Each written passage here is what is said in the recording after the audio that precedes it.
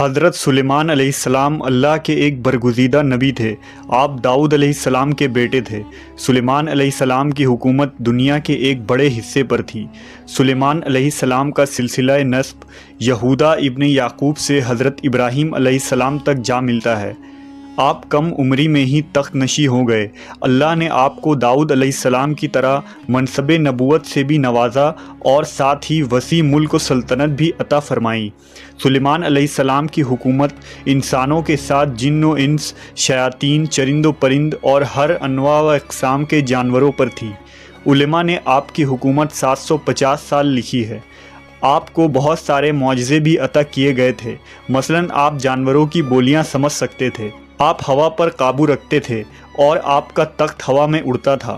جن اور شیاطین آپ کے خادم اور غلام تھے جو حکومتی امور میں آپ کی اطاعت کرتے تھے۔ مسجد اقصیٰ کی تعمیر میں انہی جنوں نے دور دور سے پتھر اور سمندر سے موتیاں نکال کر لایا کرتے تھے، جس سے بیت المقدس کی تعمیر ہوئی۔ اس کے علاوہ آپ جنوں سے بہت سارے کام لیا کرتے تھے۔ اللہ نے قرآن میں فرمایا ہے کہ اور ہم نے سلیمان کی آزمائش کی اور ان کے تخت پر ایک جسم ڈال دیا، پھر انہوں نے رجوع کیا۔ سورہ صاد۔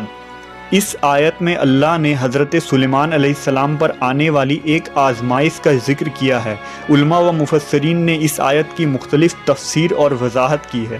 ایک آراء کے مطابق سلیمان علیہ السلام کی ایک غفلت کے نتیجے میں آپ کے تخت پر اللہ نے شیاطین کو مسلط کر دیا تھا اور کچھ عرصے کے لیے آپ سے حکومت چھین لی گئی۔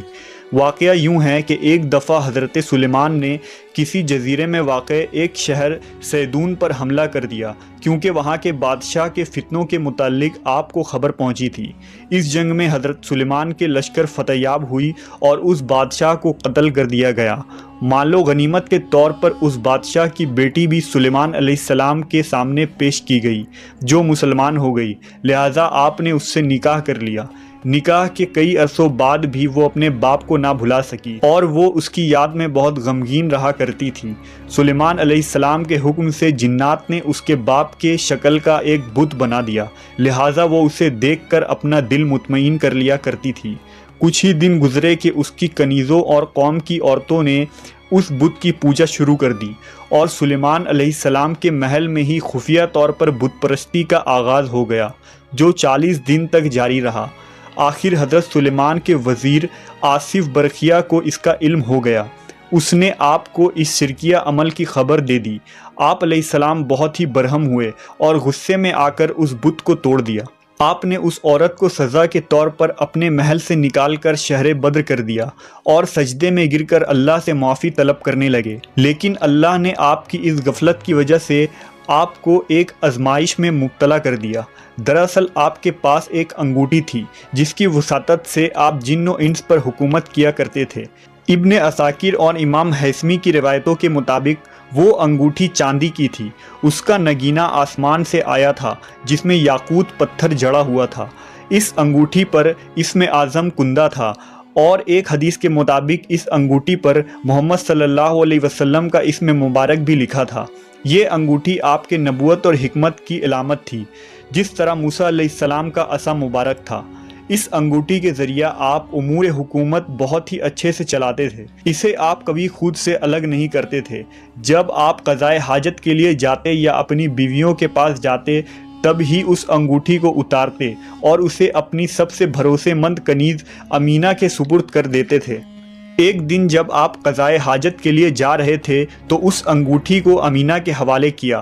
کچھ دیر بعد ایک شیطان جس کا نام سخر تھا آپ کی شکل میں امینہ کے پاس آیا اور وہ انگوٹھی لے لی۔ انگوٹھی کا اس کے ہاتھ میں آنا تھا کہ حضرت سلیمان علیہ السلام کی ساری طاقت و قوت اور اقتدار اس شیطان کے قبضے میں آ گئی۔ سلیمان علیہ السلام کو اب کوئی نہ پہچانتا تھا۔ جب آپ لوگوں کو یہ کہتے کہ میں ہی سلیمان بن داؤد ہوں تو لوگ یقین نہ کرتے اور آپ کا مذاق اڑاتے تھے، لہٰذا آپ سمجھ گئے کہ یہ اللہ کی طرف سے آزمائش ہے۔